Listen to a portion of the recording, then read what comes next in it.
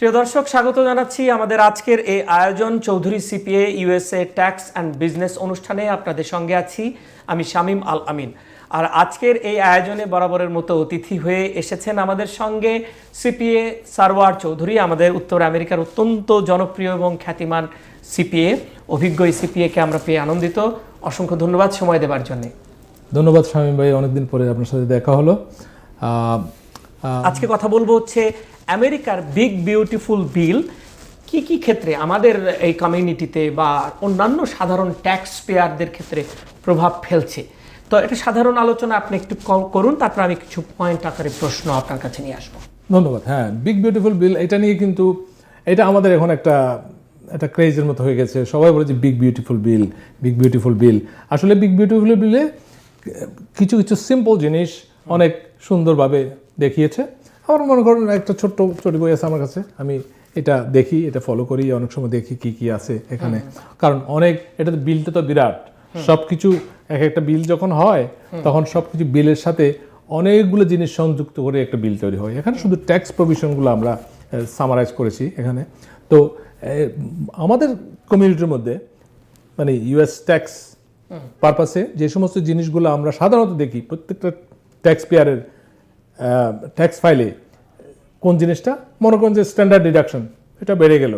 তারপর সিনিয়র সিটিজেনদের জন্য স্ট্যান্ডার্ড ডিডাকশনের পরে এডিশনাল ডিডাকশন, সেটা একটা মনে করেন যারা 65 এর আরও ওভার হয়ে গেছে তারা আরও এডিশনাল ডিডাকশন নিতে পারছেন। তার মানে আপনার ডিডাকশন যখন নেবেন বেশি, তাহলে আপনার ট্যাক্সেবল ইনকামটা কমে যাচ্ছে, আপনি ট্যাক্সও কম দিচ্ছেন। এখন তার উপরে আবার এখন আসছে যে অনেকেই আমাদের কমিউনিটির মধ্যে অনেকেই ওভারটাইম কাজ করেন, তাদের জন্য ওভারটাইম পে আছে। তো ওভারটাইম পেমেন্টের জন্য যেই পয়সাটা পাচ্ছেন তার একটা নির্দিষ্ট অংশ 12,500 বোধহয়, এটা আপনি ডিডাকশন নিতে পারতেছেন। আর মনে করেন যে আপনি টিপস ইনকাম $25,000 পর্যন্ত আপনি টিপস ইনকাম যদি থাকে, ওগুলো আপনি রিডিউস, আপনি নন ট্যাক্সেবল হিসেবে ট্রিট করতে পারতেছেন। এই ট্যাক্সেবল ইনকামটা কমানোর জন্য অনেকগুলা, মনে করেন যে আপনি গাড়ি কিনলেন, গাড়ির উপর যে ইন্টারেস্ট দিচ্ছেন, বছরে হয়তো আপনি $10,000 গাড়ির ইন্টারেস্ট দিচ্ছেন। একটা গাড়ি যদি আপনার $40,000 হয়, তারপরে আপনি যে কিস্তিতে কিনেন অনেক টাকা ট্যাক্স দিতে হয়, মানে ইন্টারেস্ট দিতে হয়, সেই ইন্টারেস্টগুলো আপনি বাদ দিচ্ছেন।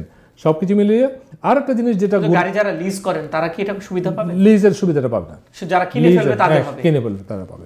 আর যেটা মনে করেন আরেকটা জিনিস যেটা গুরুত্বপূর্ণ, সেটা হচ্ছে যে যদিও এটা মধ্যবিত্ত এবং উচ্চ মধ্যবিত্তদের জন্য সহায়ক, সেটা হচ্ছে যে আগে যেখানে ট্যাক্স সল্ট যেটা বলি, স্টেট লোকাল ট্যাক্স যেটা ছিল, সেই ট্যাক্সটা ক্যাপ ছিল $10,000। এখন এটা ক্যাপটা তুলে দিয়ে ক্যাপটা বাড়িয়ে দিয়েছে $40,000 মধ্যে। এটা নিয়ে আমরা আগেও আলোচনা করেছি বিভিন্ন সময়, এবং আমার বিভিন্ন কলিগ যারা ট্যাক্স শো করেন তারাও কিন্তু বলেছেন যে সল্টটা এটা 10,000 থেকে বাড়িয়ে 40,000 পর্যন্ত ক্যাপ দেওয়া হয়েছে। যাদের মনে করেন আপনি লং আইল্যান্ডে থাকেন, আপনার বাড়ির ট্যাক্স অনেক বেশি, কিন্তু আগে কিন্তু এটা ট্যাক্সটা ডিডাকশন আপনি পেতেন না, যেখানে $10,000 পর্যন্ত ছিল।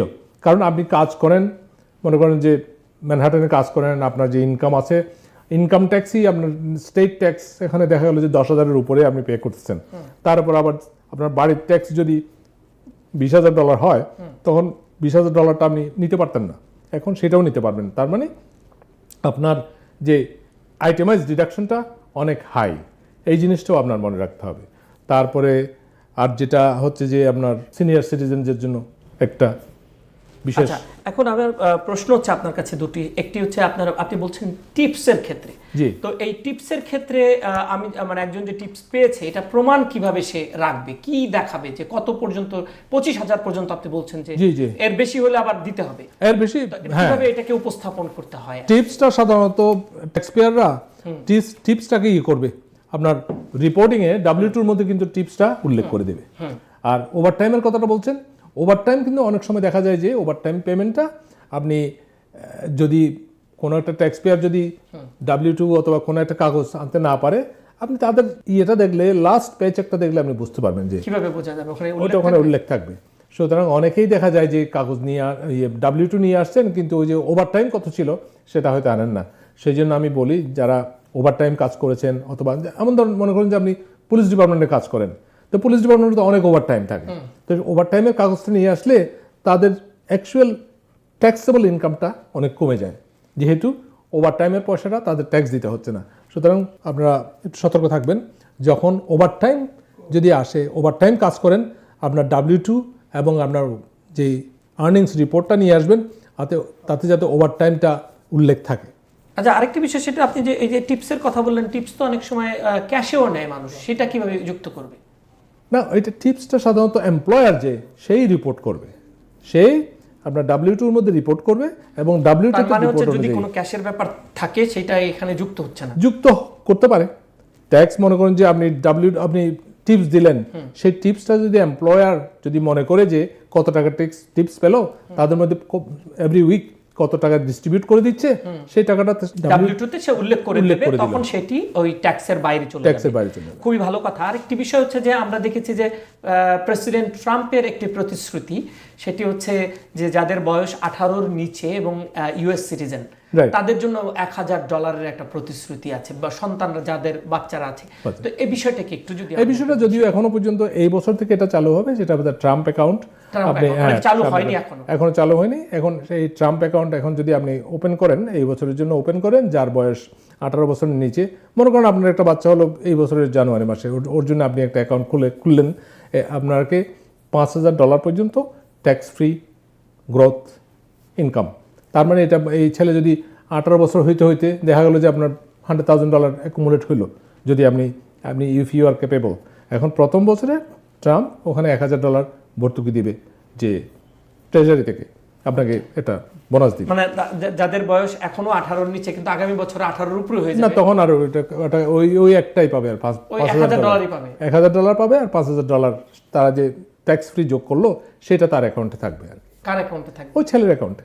সে তখন কিভাবে ওটা পাবে? ওটা এডুকেশনের জন্য ব্যয় করতে পারবে, ওটা যদি উইথড্র করে ওটা কোনো ট্যাক্স দিতে হবে না, এটাই হচ্ছে তার বেনিফিট আর কি। ওটা আমাদের জাস্ট একটা ইয়ের মতো আর কি, রিটায়ারমেন্ট অ্যাকাউন্টের মতো আর কি। রিটায়ারমেন্ট অ্যাকাউন্টে যেমন আপনি ট্যাক্স দিচ্ছেন না, সেরকম এটাতেও ট্যাক্স দিবেন না। ওইটা মানে সেই $5000 আসবে কোত্থেকে? প্যারেন্টস দিবে, প্যারেন্টস ওখানে রাখবে, ওই অ্যাকাউন্টে রাখবে, তাহলে ওটা ট্যাক্স দিতে হবে না। আর প্রেসিডেন্টের পক্ষ থেকে আসবে $1000। হ্যাঁ। কিন্তু এটা কি এখনো চালু হয়েছে? এটা এই বছর চালু হবে। যদি চালু হয় তখন কার্যকর হবে। আচ্ছা, তো এবার এবং এটাকে এই ট্যাক্স রিটার্নের সময় করতে হবে নাকি পরেও করার সুযোগ আছে? আমরা এখন যেটা ট্যাক্স রিটার্ন করছি এটা হচ্ছে 2025 এর জন্য। আমরা যখন 2026 এর ট্যাক্স রিটার্ন করব তখনই এটা কার্যকরী হবে, তখন এটা ইউজ করতে পারবে। মানে কি আমি জানতে চাচ্ছি যে যারা এটার ট্যাক্স প্রিপেয়ারারকে বা সিপিএ কে গিয়ে তারা কি বলবেন এটা যদি করতে চান? আমার মনে হয় বলবে যে আমি একটা ট্রাম্প অ্যাকাউন্ট খুলেছি, এই হচ্ছে কাগজ।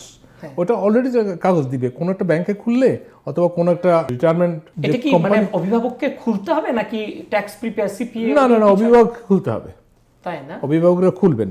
আপনি যেমন একটা IRA অ্যাকাউন্ট খুলেন, একটা পেনশন অ্যাকাউন্ট খুলেন, সেরকম আপনার খুলতে হবে।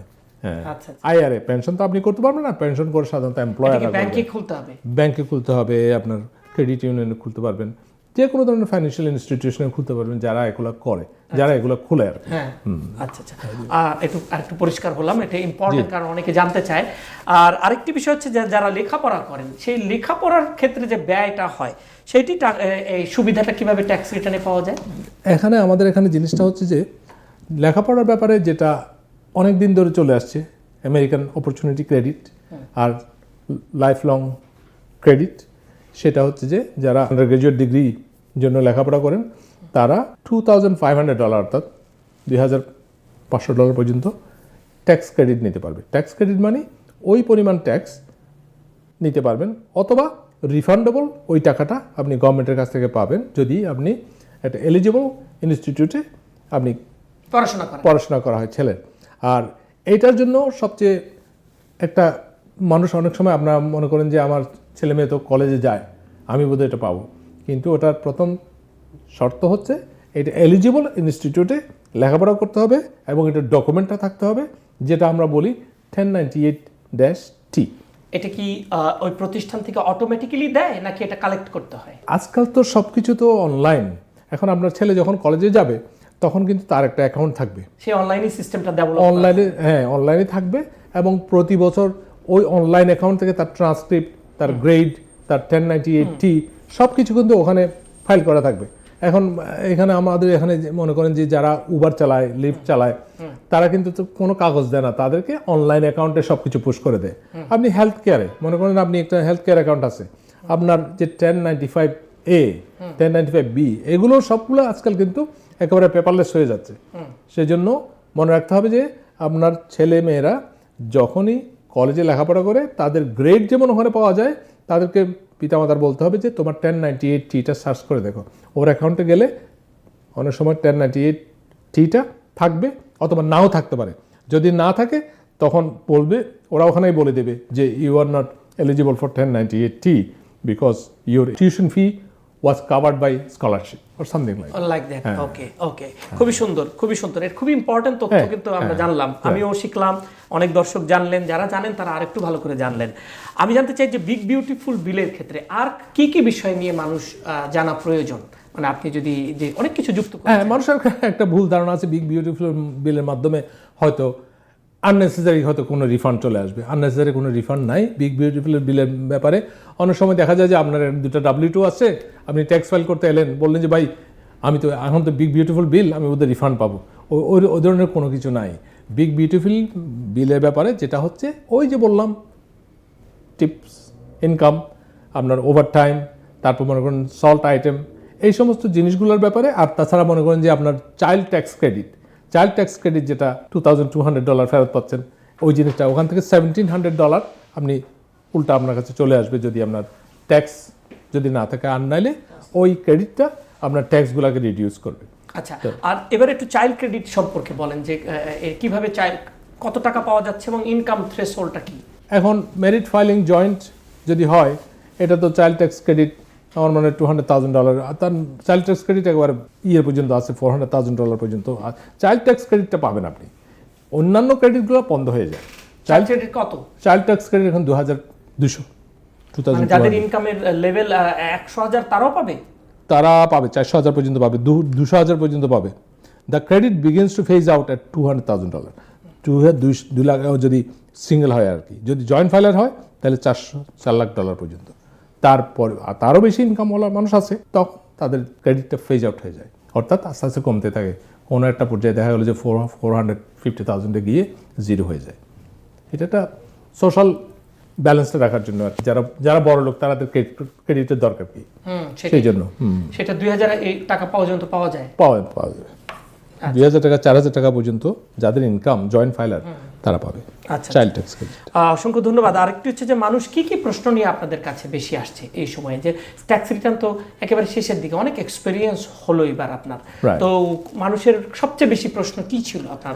মানুষের আসলে আমাদের এখানকার আমাদের কমিউনিটির মধ্যে স্বাস্থ্য একটা বড় ধরনের খরচ, অর্থাৎ আপনার হেলথ কেয়ারের যে ইন্স্যুরেন্স প্রিমিয়াম, এটা নিয়ে মানুষ ভীত থাকে যে আমার বোধহয় ট্যাক্স ফাইলে যদি বেশি ইনকাম করে ফেলি তাহলে তো আমার চলে যাবে। অনেকেই একটা বদ্ধমূল ধারণা আছে যে আমি যদি ট্যাক্স ফাইলটা না করি অথবা ট্যাক্স ইনকাম না থাকে, আমার যদি ইনকাম না থাকে তাহলে তো আমি করে ফ্রি মেডিসিন পাবো, ফ্রি সব কিছু পাবো। এখন সেই জন্য এটার ব্যালেন্স করার জন্য ট্যাক্স যারা ফাইল করেন তাদের বুঝতে হবে যে এটার একটা কম্পেনসেটিং একটা ইফেক্ট আছে, যে আপনি ইনকাম করবেন নাকি আপনার মেডিকেয়ার। আপনি যদি মনে করেন যে আপনার মেডিকেল কস্টটা অত্যন্ত বেশি, তাইলে কিন্তু যখন ইনকাম করবেন, আপনি এটা জব করবেন, তখন বুঝতে হবে যে কী পরিমাণ ইনকাম হতে পারে, আর তাছাড়া কোম্পানির কাছ থেকে আপনি মেডিকেল পাচ্ছেন কিনা। সুতরাং অনেক ক্ষেত্রে দেখা যায় যে লোকজন আক্ষেপ করে যে আমার ইনকাম বেশি হয়ে গেছে, আমার তো মেডিকেল চলে যাবে। মেডিকেল চলে যাওয়াটা বড় কথা নয়, মেডিকেল তো চলে যায় না, মেডিকেল একটা ফেজ হয়ে যায়, মানে তখন হয়তো আপনাকে কিছুটা কোপে দিতে হবে, অথবা আপনার কোনো অপারেশন হলে আপনার পোর্শনটা একটু বেড়ে যাবে, এরকম আর কি জিনিসটা। যাতে যারা একেবারে লো ইনকাম তারা যদি না দিয়ে যদি মেডিকেটে চলে যায়, তাদের যে মেডিকেটের স্টেপ 1 স্টেপ 2 যে জিনিসগুলো আছে ওই কোনো একটা ফেজে পড়ে যাবে আর কি। এই জিনিসগুলো তারা লোকজন আক্ষেপ করে। আর তাছাড়া অনেকের হয়তো বাড়ি আছে, তারা হয়তো চিন্তা করে যে এই বাড়িগুলা এখন আমাদের তো বাড়ি আছে, বাড়ি থেকে ইনকাম হচ্ছে, এই জন্য বোধহয় আমার বেনিফিট চলে যাচ্ছে। তখন এই সমস্ত ক্ষেত্রে আপনার ট্যাক্স প্ল্যানিং অথবা আপনার স্টেট প্ল্যানিং বলতে যা বুঝি সেটা হচ্ছে যে আপনার সহায় সম্পত্তি যা আছে এগুলা কিভাবে আপনি আপনার আপনার সন্তান সন্ততি অথবা আপনার ডিপেন্ডেন্টদের কাছে এটা ডিস্ট্রিবিউট করে যাবেন, আপনি অথবা ডোনেট করে যাবেন, এগুলো নিয়ে একটু চিন্তা ভাবনা করা। আর কি কি বিষয় নিয়ে মানুষ একটু চিন্তিত বা আর একটু জানতে চায় তারা? মানুষ জানতে চায় এই যে আগে আমরা আরেকটা প্রোগ্রামে হয়তো আমরা আলোচনা করেছি তাদের ছেলে মেয়েদের লেখাপড়ার ব্যাপারে, তাদের সেভিংসের ব্যাপারে। তারা এখন জিনিসটা হচ্ছে যে মানুষ যখন বয়স হয় তাদের সেভিংসটা তাদেরকে হেল্প করে। তারা চায় না যে ছেলে মেয়েদের উপরে নির্ভরশীল হয়ে থাকতে, কারণ একটা মানুষ যখন কাজ করে এখন সেভিংস যখন হয় তারা চিন্তা করে যে আমি যখন রিটায়ার করব তখন আমি কি পাবো। সেই জন্য তাদের আমি একটা অ্যাডভাইস করি তারা যাতে চিন্তা করে যে আমার সোশ্যাল সিকিউরিটি অ্যাকাউন্টে কী পরিমাণ জমা হলো।